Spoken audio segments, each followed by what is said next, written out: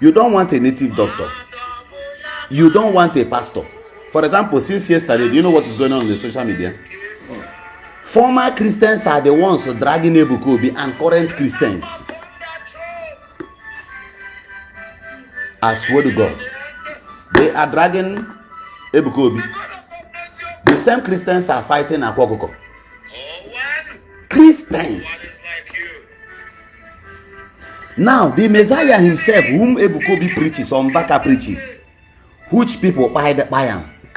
Christians. These are deep truths that many people will not tell you. Who buy Christ? Christians. Who no want native doctors? Christians. Who were the people who retired from being Christians and became native doctors? Christians. Akwa was born as a Christian. Are you aware? All the native doctors you see today, they were once dedicated in one church or they were baptized in the church. Some of them were. There is one they call Momira Franya. I think that one is from Navy. One fair guy like that. Few days ago, the guy posted pictures of where he was having mass. Former Christians are the current native doctors. And the current Christians now, other Christians are ready to frustrate them to some extent to where they will decide to settle back as a native doctor. Do you know what happened? It is biblical.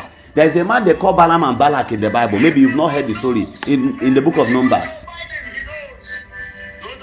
When he failed as a Christian, when he failed as a Jewish, he became a native doctor, a perfect native doctor. Mana Jehovah Kahan.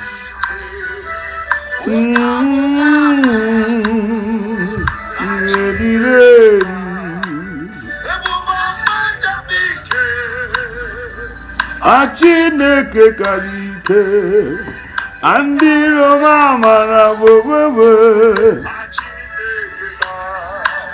ebo mama jemanu achineke karike onye ngabamba erire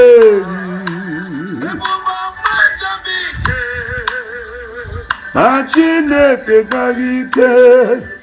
If you want to be blocked here, comment nonsense.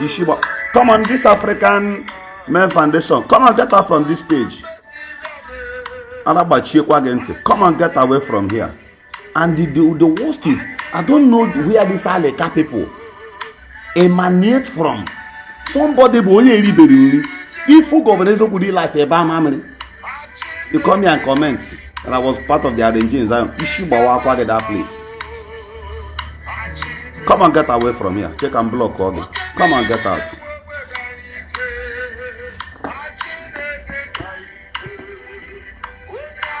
Right now, you are in the church.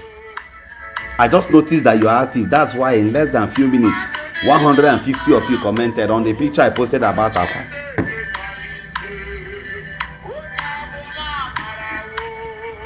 You don't want Akwa. You don't want Ebukobi. You don't want technology.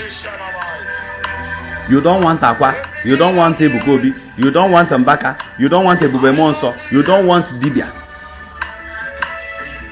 But all of you are former Christians. Or you go and pitch your tent somewhere for where today you are a Christian, tomorrow you are only Omenala. Next tomorrow you don't believe in anything. Doshi. Ndara. You are mentally sick.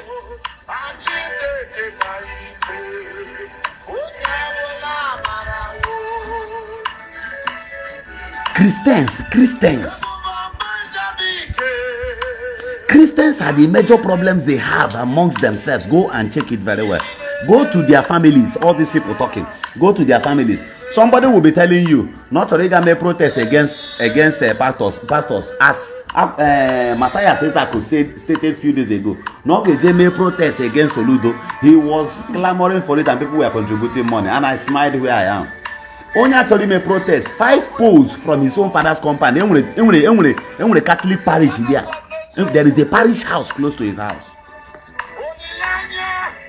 People will not talk. Yeah, business. You would have gone to stage protest against the state government. By now, Garano Nanga also won the fort and suddenly he cancelled it. These are former Christians. When he was arrested, kept in Abuja, and the son, Mike Eziokwu, laid hands of prayers upon him. He closed his eyes and knelt down, and prayers were being unleashed upon him. When an Igbo man wants to set his enterprise, he can fake anything. Or call in the pastor, call in the leader, call in the ordinary gullible person on the street. It is across the world.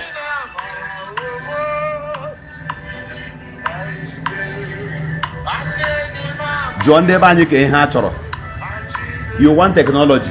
How many persons did you more right now? In the nearest, you are an engineer. You are an engineer, you do your work. As I am, I'm a plant installer. Proudly doing it. A Yahoo boy would want to buy gas, right? Or buy gas. Gas cylinder give me a problem. Ordinary that burner, I can charge you burner 6,000 because I am around here. The only who give fees here a couple of dollars will give. If Yahoo, you have money but you don't have handwork.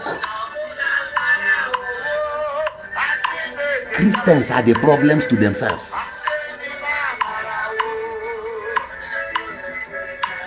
The Bible says that those that must worship God must worship him in truth and in spirit.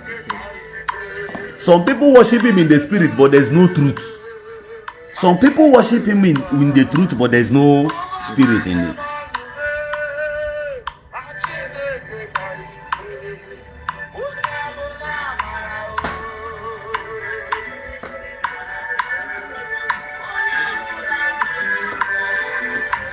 I want to ask you,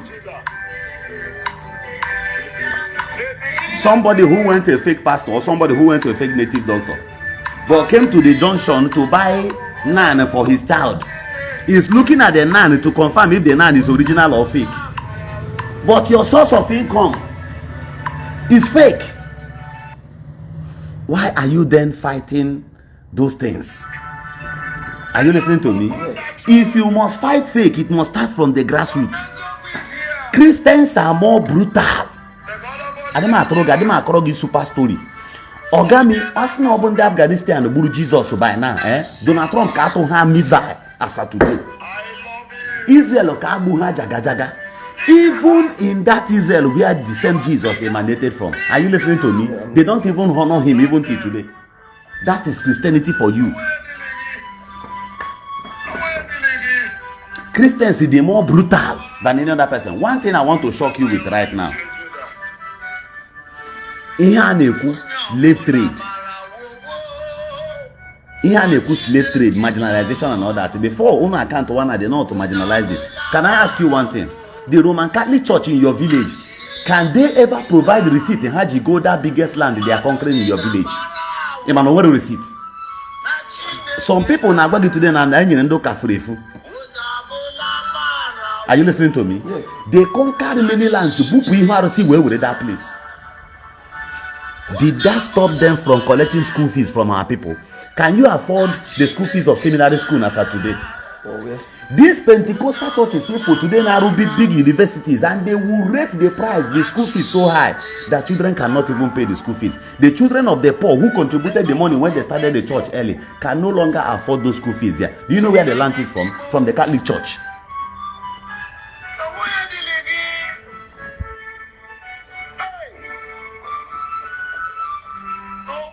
Go and check many churches who built big schools, colleges, high institutions.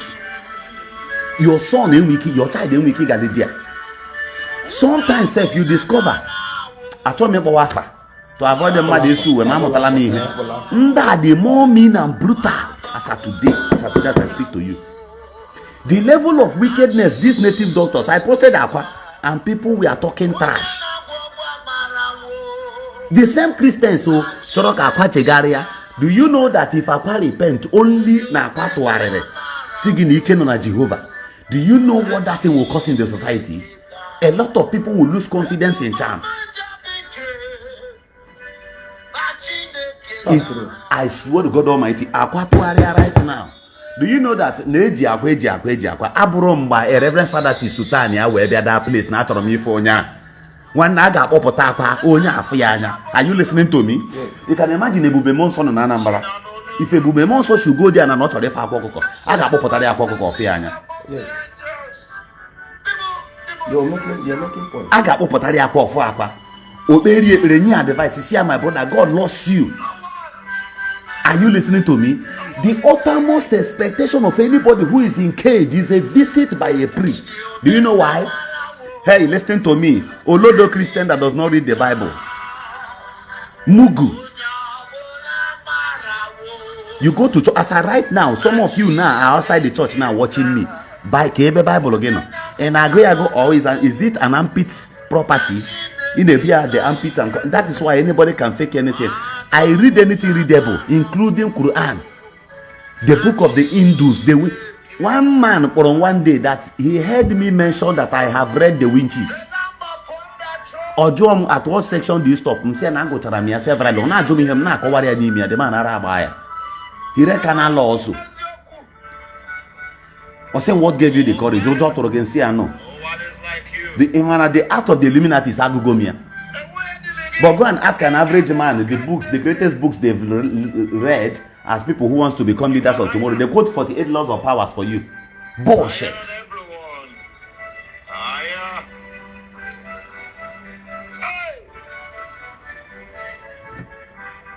Name I'm not what to hear in that. And one excellency, Okasi our excellency. Ishibawa Kwage that place. Ishibawa Kwage idiot. And you're using a fake name, you are here. Arabawa Kwagenti.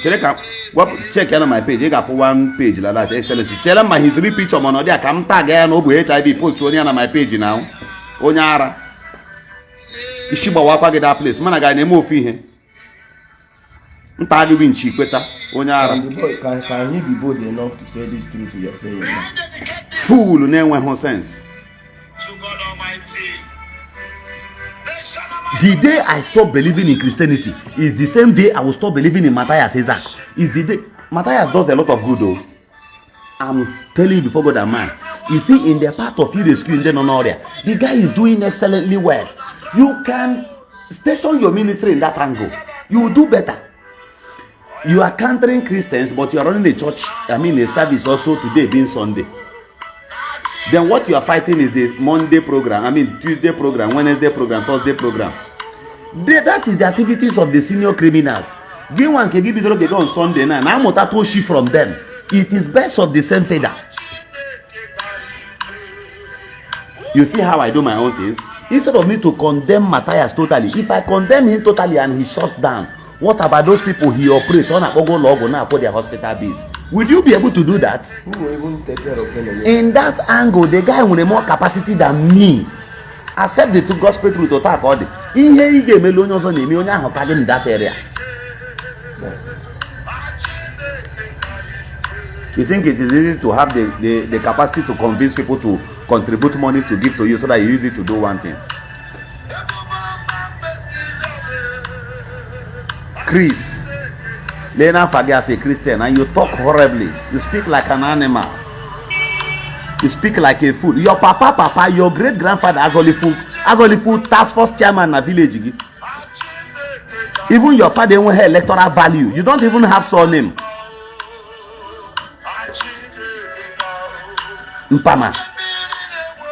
Although Facebook is something you can fish from the top of the bridge. When you come close and Araba wagon to Onyara. Kembishi Fotowa. I don't think in went to like as far as 50 million naira. Also, they got you for motor, but one day's why you think you are too. You see how simple I look, right? Background to give no way. Dara. And he's bearing a Christian name. Hatred did not name. Do you know what they did? You see what's going on the social media right now? What is going on? What is going on between Ebuka Obi now and this Lovette? Are you listening to me? Yes. That thing, it take go my time this morning, make calls and try to fetch deep into what happened. And I saw certain things that I may not be able to say on the internet. You understand? If I join his enemies to hurt him, what about those people on our school fees? Brother, do you know that Prophet TB Joshua is in the grave right now? Yes.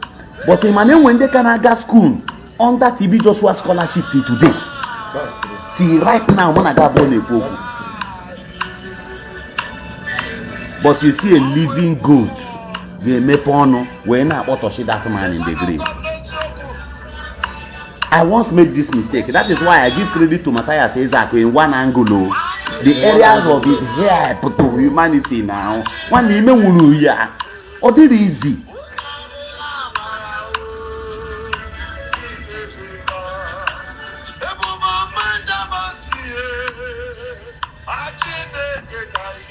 So should I? Unlike Ijele, somebody just talked about it here. If I make info how wicked in the Christians are they. Somebody like Matthias says that when they put on a camera, they couldn't have the wicked. You've never seen me counter that particular side. You only put on that side the Eziokwu. Christians to show you wickedness. Do you know that when we one guy na bore no mockery? Okay. Now fight people to be on daily basis. That guy is a pastor. That guy is an ordained pastor. Can you happy to be a Meregi? A Christian, a pastor for that matter.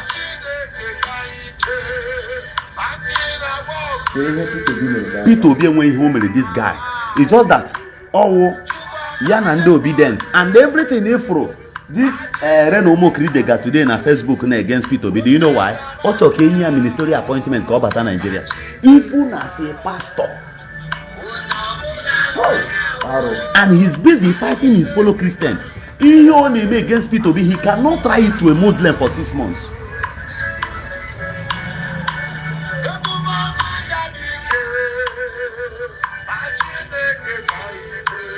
Oga Christians if you come to bribe, do you know that one of the Muslims had before to give bribe? Are you aware? No. Can be bribery betrayers. It is only in Christendom that Pastor Gakungwa Gababo Pastor Ibia. One, let me tell you. Who paid for the head of Jesus Christ? The Pharisees. They bribed one of Jesus' disciples and he collected the money, right? Yes. Who sold Samson? All these histories are in the Bible.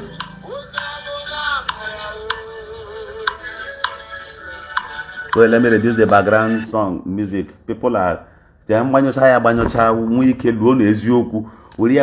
everywhere. Brother, a man that a parish priest, what I'm telling you, go and verify. A man.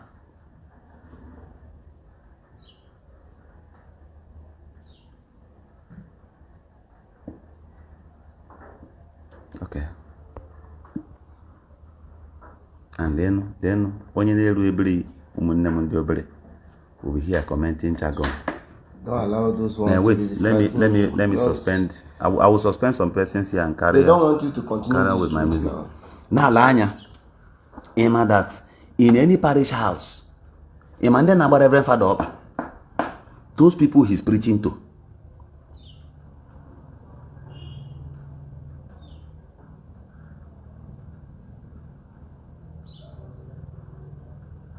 Are you listening to me? Those people, that Reverend Father they preach, they are the first people who need that against the Reverend Father. They are the first people who need that against the priest. Now we are here. No really go menanka. Emana Ijela Atomekwa churches to avoid. And when one popular church, apostolic something, Nali Ibuanye, go and ask Pastor Akwa Eziokwu. In any branch he post to Habia Road that place, a man the neighbors of Hoba. Their members, Christians, the same people name me Igwegu Otamnago. If I am a pastor, Akaramaga foul. Believe me, I'm gonna buy Range Rover now. If not, I force more can buy private jet because number one, I understand the scripture. Two, I have spiritisms, authorities, he made some things. Magic, I get them. The voice of singing, the scripture. One by now. Ego ka akare around me. This Ndemugu no na Akwa Eziokwu would have still been my member. Apostle pray for me. You with $100.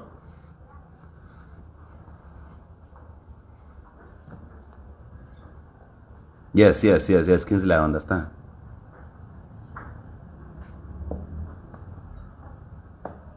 Are you listening to me? Yes.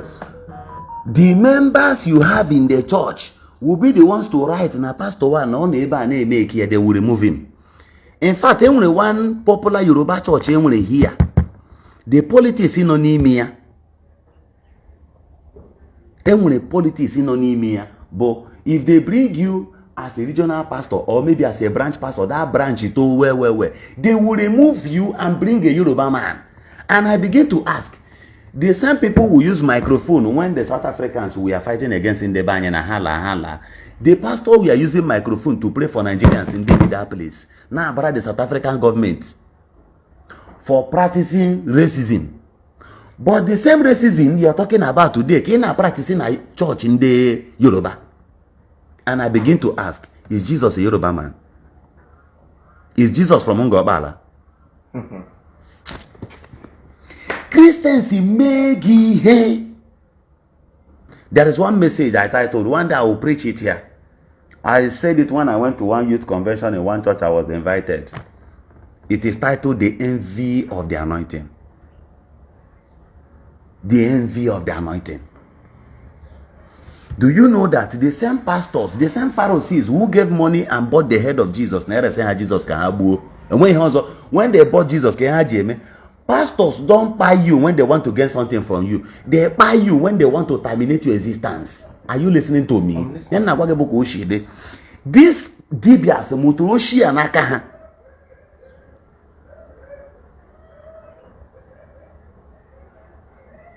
Hamotarianaka, they are equal.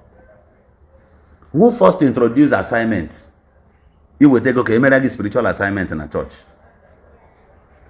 Or Christians. Or those. Why couldn't the body of Christian Association of Nigeria regulate it that time?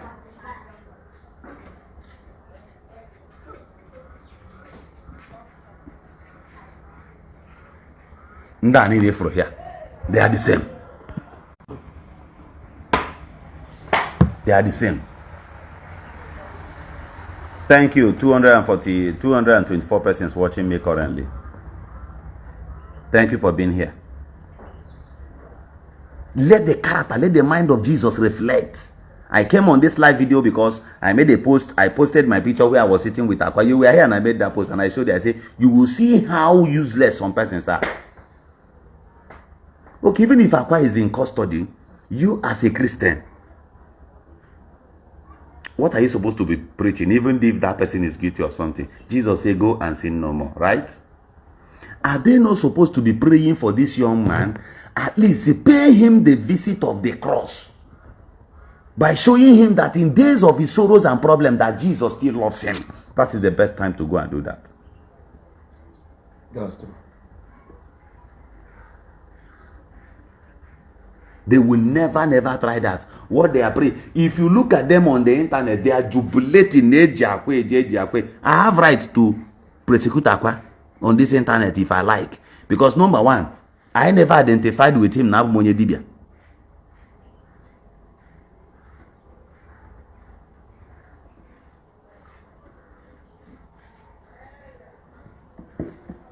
That is the way it is. And those useless few Christians, they are so useless. Will be telling you you be a two-faced man because it's okay. Some of you, your fathers are both in Kume na your villages. Some of you, your fathers are more wicked than Akwa Okuko Tiwara Aki. Akwa came on Facebook. What about some of you that your fathers actually look at their cousins on all law? Am I lying? Yes. Some of you, your elder brothers, even Egu, the fear of you getting home now has filled your conscience. You have money in the city, or you go to the village and show them that you have money. Go to, if you know you are a man, go to your, even, you are a prayer warrior, you are this and that, you love men of God, you are a Christian, you are born again. If you get to your village, your immediate elder brother gives you water, you skip for your dear life. But you know here now, or what your father eating them mother poison in a village here where but you are here, you are born again on Facebook. You should wag that place. A man I can see your father gaba gone one day. There is no amount of prayer. If you like, go be uraka piaginishi tichage. That evil of your father will visit his third generation if you don't know. You no go feel run from him. But on Facebook, give a cent. Akwa Naratugo, who has been moving about with corpses in their mother. What have you done about it? Have you ever made a post and demand that the state government should arrest him? You kept quiet. Truth be told, some of them who plotted against this young man, oh, because of Botan Hoche Potariego, and even Akwa Utozo, he doesn't have sense. Akwa Hubo Oko, Onwero sense. Or they who guided, because there are protocols that deserve some observations. Some of these billionaires here for today, Hajeru School, Motombaha Urego, they decided to engage in more education.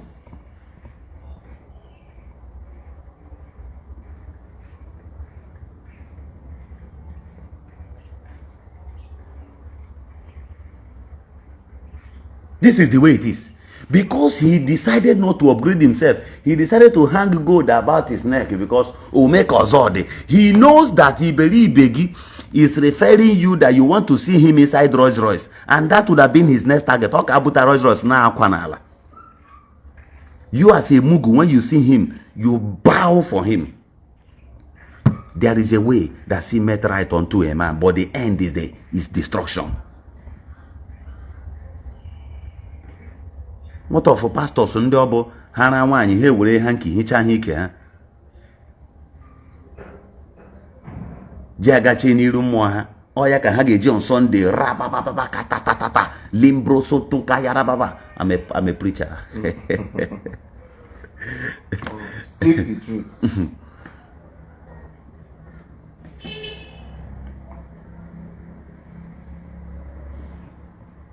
Nke a sị, this one is supporting Akwa because he is J-Pack friend. Ishibawakwa get that place. J-Pack cannot, even J-Pack cannot do what I do on the internet too. He can't do it. I had a measure level. We know the measure in day own, me I did my own. As I did, and the people now go read those things. I felt bad, you know, because are you trying to regulate me? What are you trying to do? I have my own ways. If J-Pack regulates me, then he should have been more smarter than me on this internet app. He shouldn't be talking in his own way. Maybe I would have been talking like him exactly. For those ladies who comes here to abuse me, bring the intelligence of your husband. I know, I also understand that so many of you fight and quarrels me because your husband they meet to up the standard. We look and appear simple because I demand for more knowledge and I don't do what you do. Your problem may be pancakes. Your problem may be latest messages, and it may not be my problem. I may have my own different need and wants. And that's what I'm doing. So you get out and shut up your mouth a bit.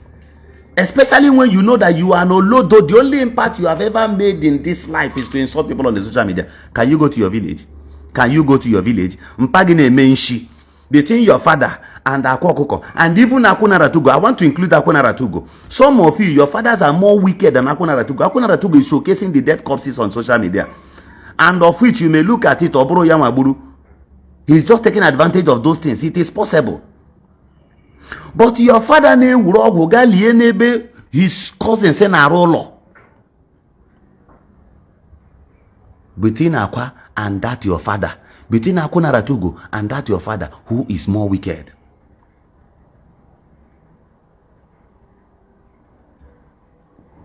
Who is more wicked? Some of you, some of them you see on the internet, their fathers say mother. There is what we call community politics. It is very, very local and dangerous. Once say what any matter in the public, he pay the matter. Onye do town wala. Ihe from them in Abuja na Akpabio and this woman Natasha. It started from our grassroots. Hana village na these two brothers may have problem makana na family. Once your father gets there, your father atuaria will support Oba the other person that is not supposed to be the owner of the land. What is the problem? Because now this one and now this land, he was against you. The boy was marking you. That was all. That is why you started fighting the young man. Your father is worse than Nebuchadnezzar. Some of you, it is flowing in your DNA. It is so wicked. You have gotten to the pinnacle stage. And when you get back to your village, you're going to take over from the level where your father stopped. And when Hannah Otinkume, the more dangerous than Dibia, if you don't know. Are you listening to Chineke me? Otinkume na di brutal. Batana Shrine, how much Nana there?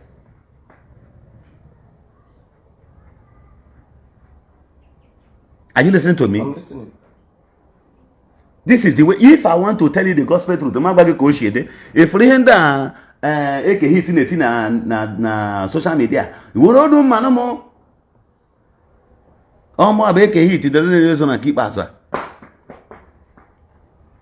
Brother, let me tell you, AK Hit is doing that thing because there is no job. I blame government in that one.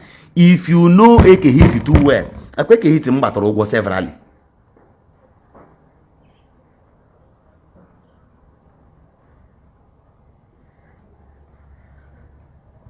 AK Hit a content creator.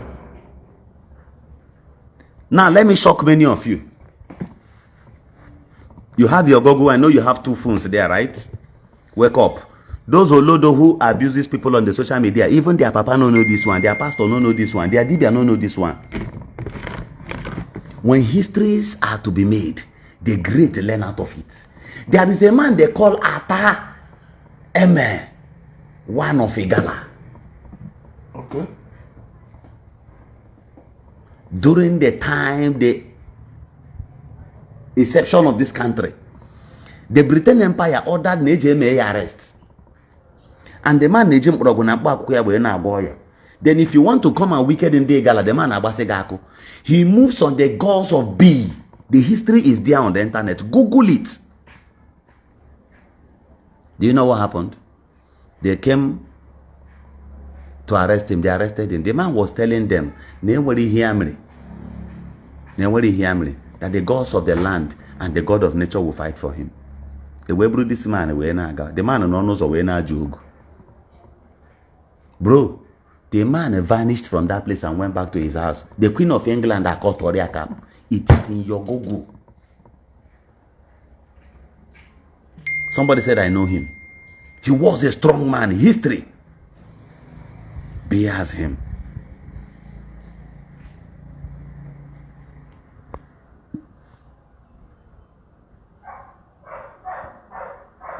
Why will a Rasta, only Rasta semna, nishade mama, a Rasta, nadia kwamri nishigi. Somebody who will eat from Babylon and say, boom, fire Babylon. If Babylon catches fire, where will you be? Olodo, you don't need to be on this page. You're suspended. Atro.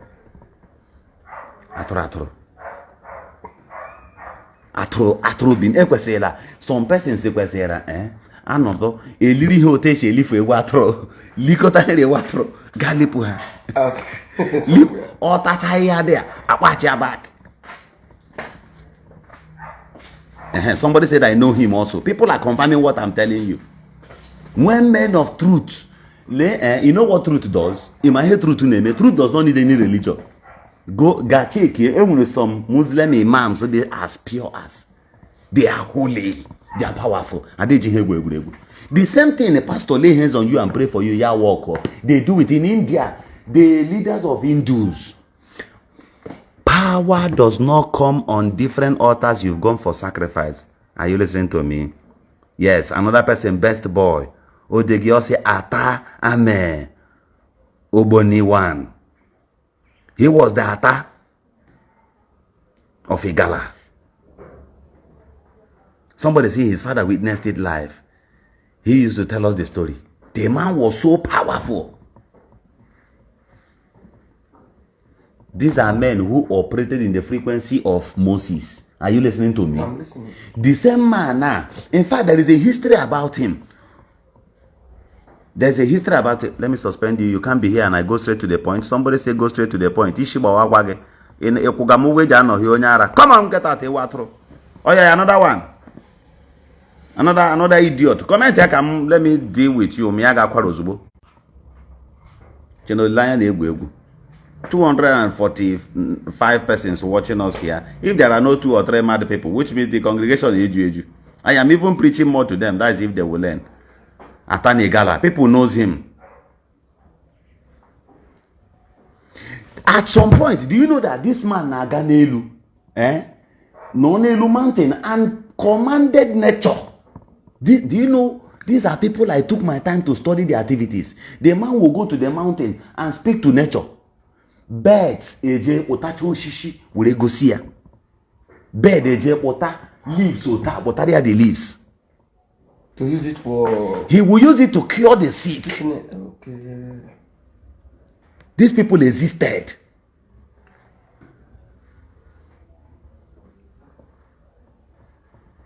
This kind of people existed. There are great men. No kingdom exists without a prophet, without a spiritual backup. No kingdom, even from the Bible. Even from the time of the origin of Igbo ancestors. Onye jishala. Onye ahụ jishala, onye abụ the spiritual head. Today. You only need to put them right. Somebody said I'm watching with 3 accounts live. God bless you. You're welcome here, Prince Darlington. Yes, he was one of the strongest men of Igala. At his time, he was the strongest in Igala. And we had this kind of people. I'm telling you, we had this kind of people in Igbo land. Yes, we have it. You say, my brother, be civil, you insult carelessly. There are some people, the only thing that can easily correct the madness on their head is when you insult them. Tell them their taproot and they will respect themselves. When they saw Jesus, you know what they called him? They addressed him as thou son of David because his father was not relevant. Oh, now boy, that son of David. In my head, refer as that son of David. Do you know why? So that his pride as will rise upon him. Why didn't they recognize his father? In no run, Joseph no run. In Matthew chapter 27 from verse 57, the only person who went and asked Pilate to grant him the dead body of Jesus was another Joseph. I repeat, Matthew 27:57. And when it was evening, there came a man, Joseph of Arimathea, a rich man. The same went to Pilate and demanded for the dead body of Jesus to be granted. Christ befitting burial. Gave him pay another time.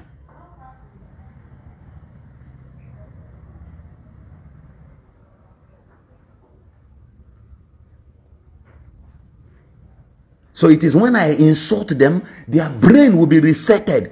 Go and check them. They have never made any impact all their lives. As I'm here now speaking, now pastors are watching me, native doctors are watching me. The only person who can comment nonsense is you that is suffering somewhere. Ishigaza, iru na door, digi kishiga mamba na door. Chana na mehe dibia. Dibia ona atomojo. Ida to other person na kobi gwa dibia anything wa like. You know if you do bem. Nda na amoro. And one can amro big candle 6,500. Shut up.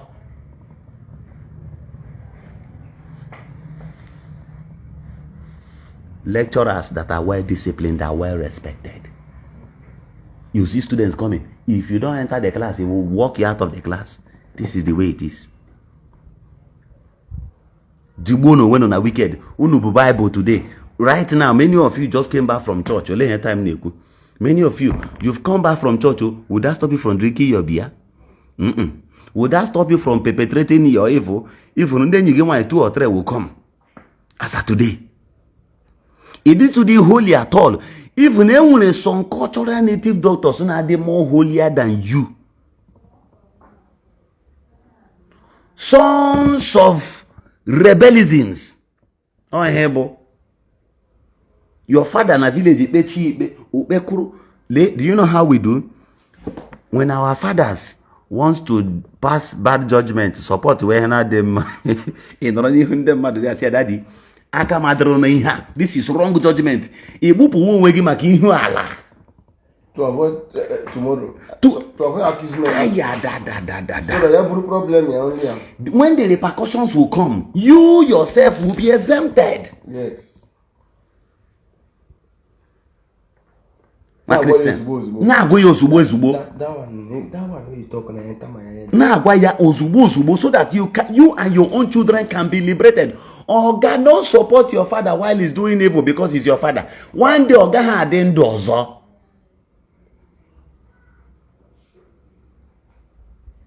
Ana m o nwere egwu nna akụkarị nna asị were chinyamisi ka ị mara onye ọ bụ, were chinyamisi n'elu ụwa ka ị mara onye ọ bụ, ejila nwanne gị anya isi nwanne m ịmago gị ọgamụ, ejila nna gị anya isi ịmago obi ya. Your father may die one day. That your brother support or call somebody defeat ya merie ya nari ya property ya. That your brother won't na tomorrow. They know onye nke ahụ egburu. Onye nke ahụ anọ na property ya ụmụaka ya wee too, and later one day they became the richest. Go and ask Obi Kubana. Go and ask Imoni. Go and ask even Kubana chief priest. There are people who once let down on their parents. There are people who bagged their parents mercilessly.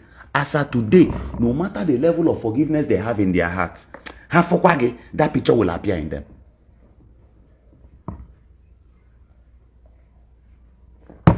Type orano molilanya ndi moraidon. Also get one molilanya ndi Igbo. Also get one molilanya ndi village gi. Also get one molilanya ndi Arab. But you are putting your data here to watch. You are my student. Whether you like it or not, the school fees you are paying is your data. Type Waranum for those great people who has been here with me, super fans, my fans. Derenum Olilanya Raidon. Is either they be like us or they struggle to be like us. I'm preaching again. Thank you, my dear Miss Fresh. Said Raidon Olilanya Ndimo. Somebody who is in church and is a drug lord. And somebody who is under the coverage of a native doctor. Yes, you're welcome back. Network is bad. Have you shared this video? Share it. Share it. Thank you. You are all welcome here. Tochuku Okeke. Share this video for me. Share it. Let it get to the joint and the marrows of the camp of the enemies, that they may be able to know. Some prophet na shi niha hunemem no to de bilimem nabal. Iha hunemem nehi mewegum now. And I am here that I may unleash the gospel truth. Governor Eziokwu. Somebody who is Victor, you're welcome. Chai, Hope Okeke, all of you are welcome. Nelly Clinton, you're welcome. Chibozo Godwin, all of you are welcome. Share around this video. I have a lot to preach. One day I will be on drastic teaching, spiritisms. I am going to do it for like 3 hours. That day, even it will be shaking the bottles on the ground. Somebody who is a drug dealer and is being prayed for by a pastor, and another person is a native doctor and is also praying for a Yahoo guy. What's the difference of this crime? They are both the same. If the Christians are actually doing their jobs properly, some of our younger people today would not see the need to go and press Yahoo. Can I ask you one thing? You think that God is not a sufficient God, right? Can I shock you? There was a video that surfaced on the internet for some time ago. All right? Somebody bought a car and showcased the car on the internet. And he came to occasion somewhere and threw about money there. The next week we heard that he was kidnapped at that place. So somebody came and showed me the video and asked me to post it. I said, no, I'm not going to post it. I now took my time, Ghana page, that guy, we check here his activities. Monday yana on a video. Monday yana have one on a picture. They do something like this. This shit that. Then you dog chain. And when hana umuji. Now, Egi Petra. From a stranger somewhere. The devil did not tell you that this money will bring your end. At that point, Igana church, if a pastor had told him the truth, that's it. You that is listening to me now, the greatest part I have to tell you right now is this.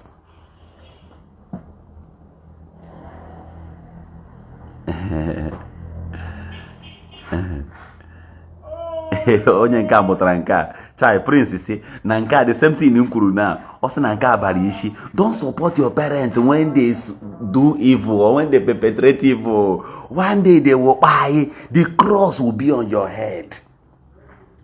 It will be on your head. The Bible said, I always quote it, Romans chapter 1 from verse 26 of it. The Bible says not only they who do such, but even those who support it. He said, in the same measure shall God cast them onto a reprobate mind, for them to be tormented. How would you feel? Do you know, between your aged parents and your children, I'm telling you the gospel truth, the most important person there is your children. No? I mean, I love my parents. I love my dad so much. But I can tell you that I love my dear son more than anything in this world. Forget, I don't need to pretend now. It takes your inner responsibility for you to love your child at all costs. Because let me shock you. I don't know how to use this language. Your mother work will make your love with your parents at that point. With your dad, I mean. Give one disturb or you take up. They will walk you out. And they will maybe get your parents and maybe in a they will break in walk and magging and pagging chance to team also. More. 2, when you say that one guy is too important.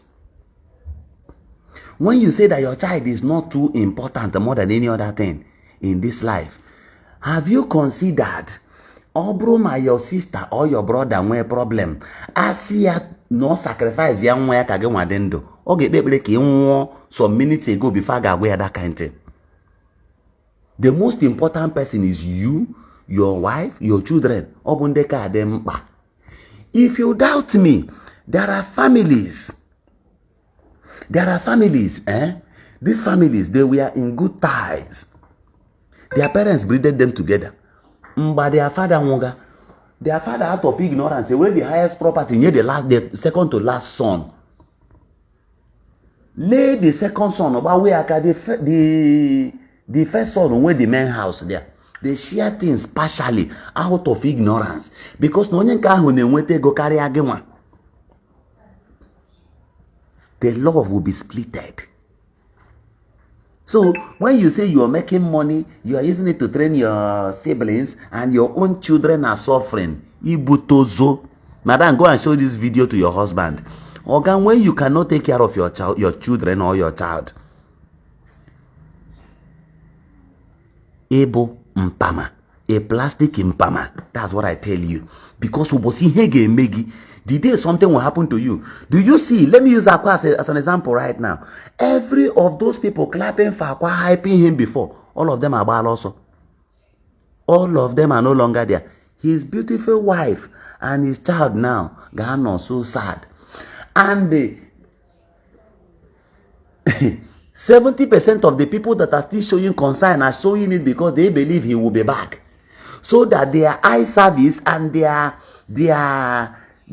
more you look, the less you see. Their profits too. Because of their profits. That the guy is not coming. Empty promises will fill the basket. Some of them right now, who comes to console his wife, they are not consoling his wife because they are not coming to console the wife because they really care about the wife and children. They are coming to console her. The woman she do more careless can now me they tell you, you won't understand. Idegazo, but so will the grazunello wa marihine meo. What preserves your family is the good conduct today. Pastor no go preach this one to you. Share this video for me. Have you shared this video? The preacher that goes about preaching to the preachers on the pulpit is here. Whether you like it or not, today is powerful.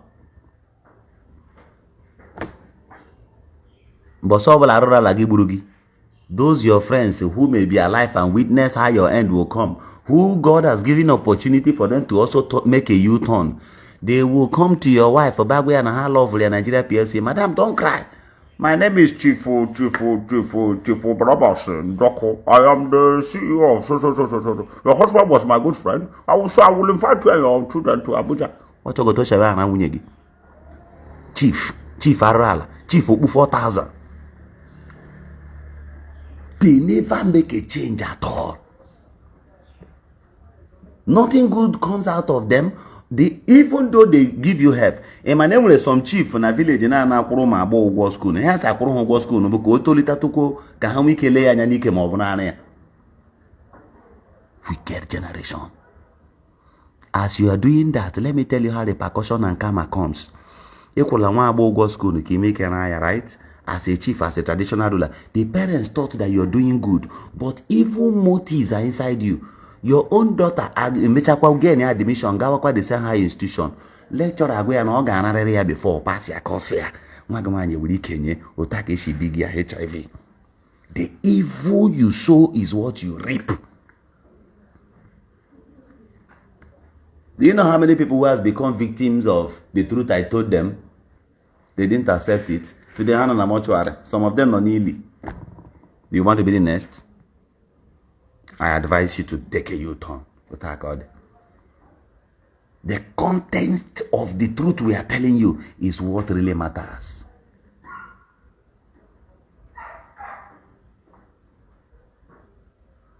That's what matters. It doesn't matter what you think now.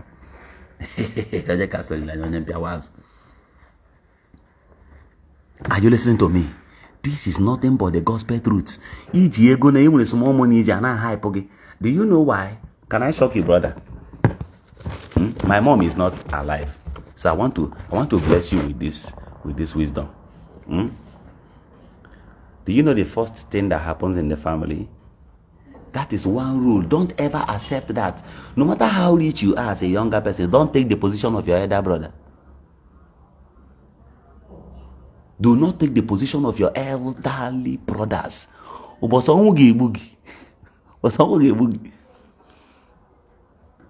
you know why? Spiritually, that I may explain this thing to you now, if only you will understand. In some villages, I say, mother, ekwago your mom. Now, in the realm of the spirit, when you start making money, many people na live on my distance. Some places are there, but majorly they call them dog unemia. By the person not 8 years. Let's only want to carry 11 years and pay. And the younger ones, some of them are 7, 6, their mother wait and the senior one, due to even the help on my shop. The younger brother of this first child now, abuse on what way go. We meet the up with go where wall, me we he only empire. Ema nde mmadụ ga warm my olitawa spirit in the mother or the father or their mom attack. When the spirit is coming, the spirit does not go to the senior brother at the same time. Are you listening to me? You want to one Jiego because that one Jiego now bears the burden of the family. Is your ear active? If you don't understand this, chat me private, I will explain it better to you. When that spirit comes, many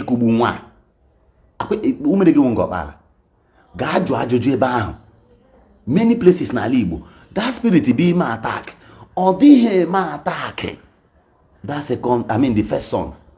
In the realm of the spirit, when you bear the burden of your family, you are in charge. That's why the Bible says that a man who is not capable of providing for his family, the same is worse than an infidel. Any man who provides for any family is in charge of the family spiritually. It has hands and arms. I'm going to explain it to you better right now. Hey, listen to me. Everybody is now quiet. I believe until me pela. Your head don't open. Do you know why I block people? Those idiots I blocked in the beginning, they can never be a beneficiary of this kind of things I'm teaching. Because they are fools. You came into a class, you've not learned anything, and you are there talking and typing rubbish because you be a fool. Once your wife starts providing for everything you need in the house, Somebody say, my father has suffered the same thing you explain now, Governor. Thank you. God bless you. That is why I can tell you this thing for free. When your parents, maybe your father buy or your mother buy, even if you no get money, your brothers they share money where they go use bury am. May they share give you, even if so that they contribute 1 million to 2 million naira, and your own will come out 100,000. Even if they bill you 500, accept it and go and hustle 50,000 and give to them. Yes, now. 2, let me tell you, the spiritual controls the physical. Ebe m sheme operate kedi gị nwa na amarụ m na-ekwu m na-achị ịma nghọta ịbụrụ ada na ana Igbo. Your father wee nwa. No matter how poor your husband is, hustle ọ na-ego. Gote igbe ahụ eji eli your father. Gota George were mawani eji lelu igbe your father. Ebe ha na-akpọ nkachi ọfọ n'ala Igbo. Ebe a na-anọdụ sudu. Ọbụrụ these ones who say they practice culture, they don't know anything. Ishi akpọchiela nda. Ebe ha na-akpọ ipudu those days. Not this okite ndị a na-akọ now. Our grandfathers ebe ha afa udu ahụ na. If you icheta obiri, old obiri, enwe gị ga-eru gị for one calabash. No n'elu like that. Ihe na-anị ya n'ime is not something I can explain now. But ọ bụrụ a bad thing. These 5 items, 4 na-aba n'ime ya, oke, eke, orie, afọ, nkwọ. 4 na-anọ n'ime ya, ofu na-anọ n'elu ya. Eji zachie ya ọnụ ya. Are you listening to me? I'm listening. Ijiri ọgwụ bata na compound this man ibi ime ụmụaka attack, the thing knocks you down. Ha gba gị bụ a very minor mystery. This is free of charge teaching. teaching free of charge. Oh my God. As now, maybe if I had only a museum, maybe a museum or something, you understand, or a cultural place where people comes for class, believe you me, some professors will park their car, they will step in. They will learn. That we may be able to escalate their knowledge towards the part of lightnings that will spark knowledge into them. Ntede. Olilanya is here, Governor Eziokwu. I have to off the music because some persons would like to cut this side. You know, I got post on their page.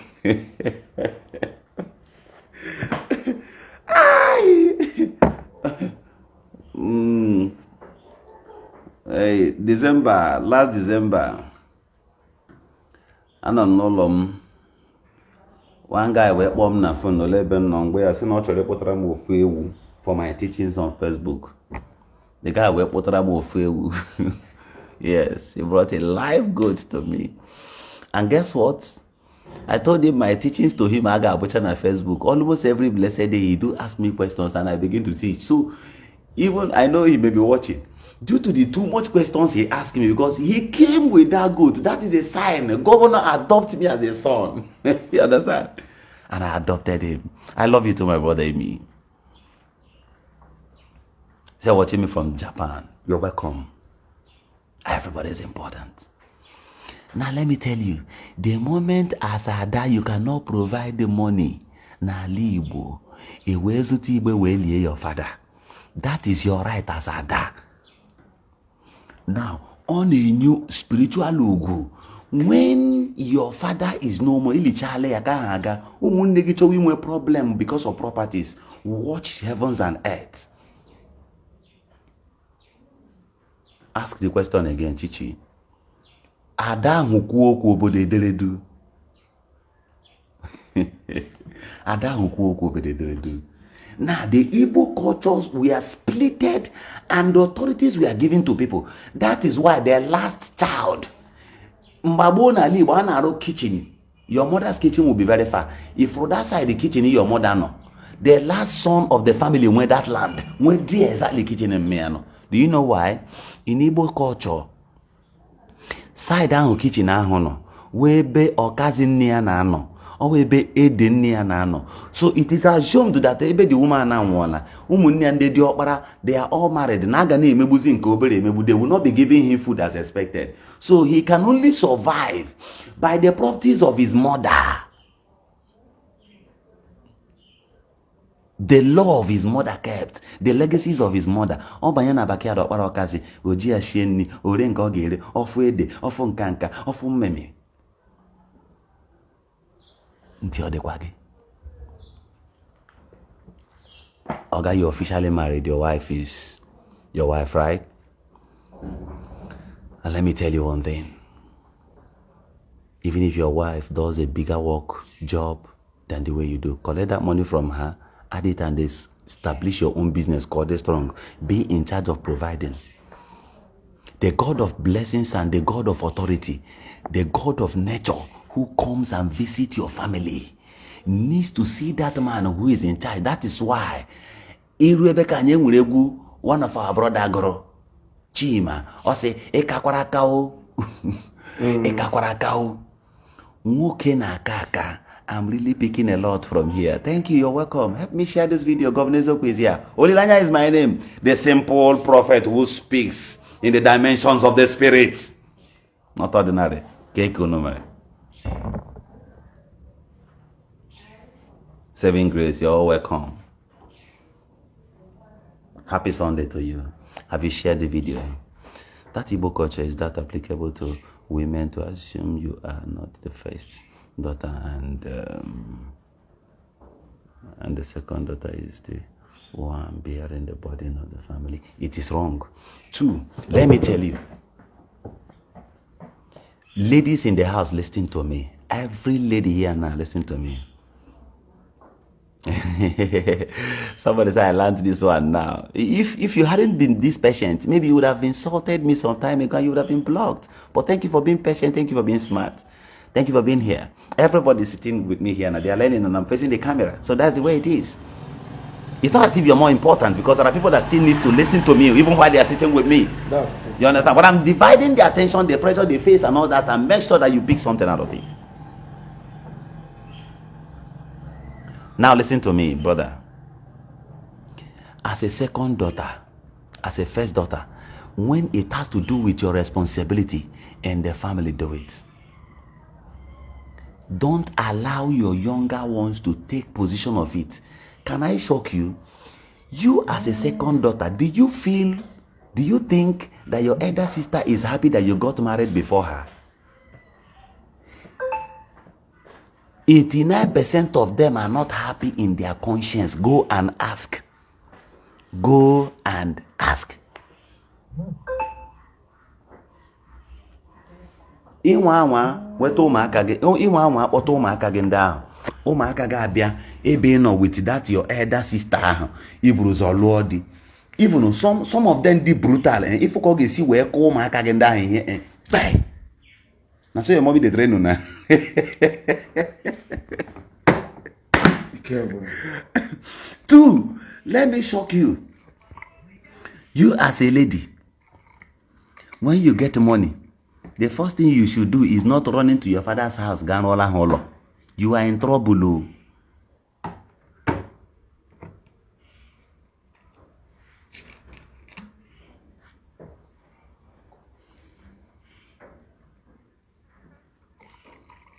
Okay. Some of you who are asking sensitive questions, I'm going to drop my number right here, so you can private chat me and ask some of these questions. I will be able to answer in the private, so that I will be able to concentrate on my little message, because I still have only about 5 minutes to go. So the number, you can get me only on WhatsApp. All right, 091-300-65170, and I have another one, 090-6423-5745. 090-6423-5745. The first, hold on, 091-300-65170, and another one, 090-6423-5745. So these are the numbers. I just commented them here. You can reach me through these numbers. But let me tell you one thing. If you're a young lady and you're getting money, the best you should do for yourself is not running back to your father's compound to go and build a mansion. You are in trouble if you try it. One of these days, I will take my time to explain better in this kind of spiritual dimensions. But can I tell you something? Why they are building houses in your village, when they had a foundation in those days. On a baby, Ebuwe that goat. Are you listening to me? Are you listening to me? No be to the rant. More comment section you did there. Where you go learn something, you no go there.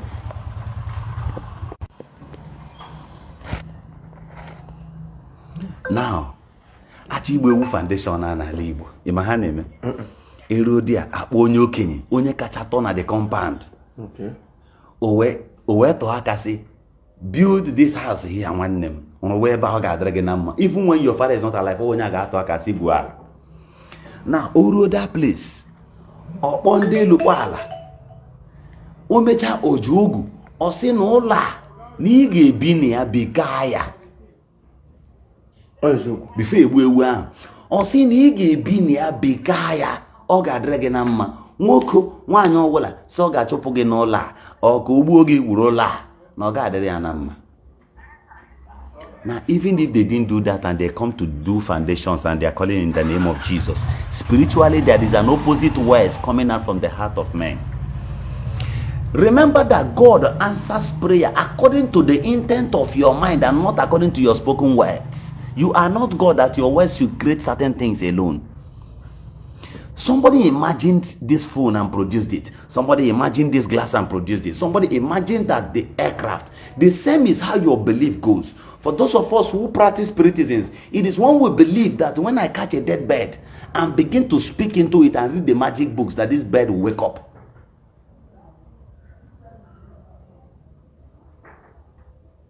Now, when you see me, I burn a piece of paper. I don't know if many of you must have watched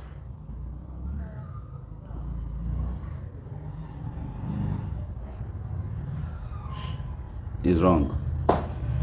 So, I will tell you certain mysteries about house. The same goes to car. This is where I will stop my message for today. Maybe we'll continue some other time. Don't forget I started this message by telling you that Christians are very, very brutal. They are religious. But I moved to another level of message because I love my people. And today, the grace of teaching is around me. All right? Honor around me is here, is here, is here. They are here. Now, can I shock you? Brother, when you look at my page, you see, boss,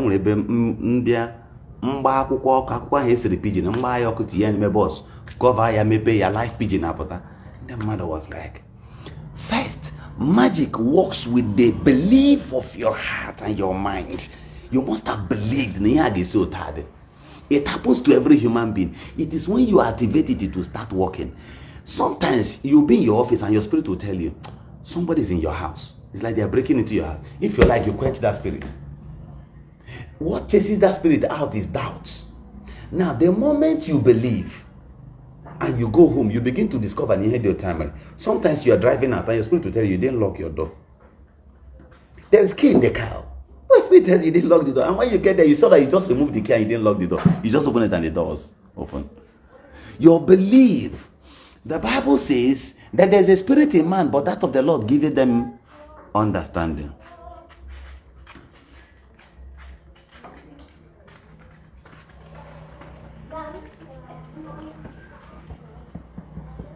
Somebody came to appreciate me here and said, thank you for the things you teach. Say, but sometime you cap rubbish. Okay, the rubbish I'll cap now is by blocking you. Because today, if my message today, you benefited from it, and some other time you come, when it does not fall in your favor, then you die your teacher. It's not every subject the teacher teaches that you may like. Yes. But you ought to shut up in the classroom and listen. Take the ones you want. Other persons are enjoying it. You don't abuse your teacher. And I will never spare you on this page, except I didn't see it. So you are barred from this page, Onyema. For the rest of your life, notice anything like your face again. That day. Even sugi blocking, Now, do you know why I made mention of these areas? Hold on. I'll soon round off with my message right now.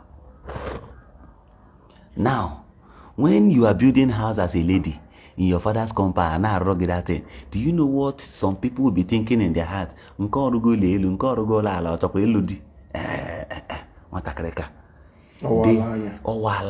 are bewitching you with their hearts. You know what you will do? Don't allow them to deceive you. Kechie ego gị ahụ. Na-enyere your parents aka. So fe nwere ebe ha nwa na-anọ. They have house. Enwere asị na ada nta liwe nnukwu efi. Ihe gburu nnukwu okenye egbuo ya. The parable is bigger than you. Ada nta liwe ihe ukwu. Ha gburu enyi. Or he gburu enyi egbuo ya. That enyi is a gift. She brought a cow. Were be akwa onya n'ime ọgba nne ya ka anọ chọrọ ka ọma. The ghosts and the spirits in the house will be expectant of you doing more. Any year n'ịkpụta ha efi ahụ. Ọ bịara ala ka ibiri je gburu your people efi nwaanyị. Any year you did not bring it, those spirits at once achọwa ka a ga-emekpọghachi gị from your husband's place. Kpọchiwere gị ụzọ. Mmiri gbiri abara nka. I don't know this one. You know why I like some of these native doctors? They respect Governor Eziokwu so much. Many of them speak to me on the phone. You know, ask questions. They're also wonderful. But I've never come on the social media to say that so native doctor learned so thing from me. That's one thing I do better than them. But when a pastor calls them on the phone, they begin to say, "Na pastor, when some pastors how do you want them to feel?" If some of us start exposing the questions you've asked us, some things you've learned from us, do you think you'll be where you are? No matter how provoked you are, if you say the secret somebody discussed within the public, you are saying the truth too. But people who would want to do other things with you will not be comfortable with you anymore. That's the problem. So no matter how, I will soon round off now. You as you don't have the capacity to show your younger ones Lego. It will make them lazy. That's one. Two, if they depend on you, give me a lot of problem. Sometimes I will leave you guys here now. Even if I didn't finish this part now, I want to keep you on suspense. Go home and rest. Goodbye and happy Sunday. Thank you for watching this video. Please subscribe on this channel, share this video, like and comment, drop your thoughts in the comment section, subscribe. Thank you for watching. God bless you.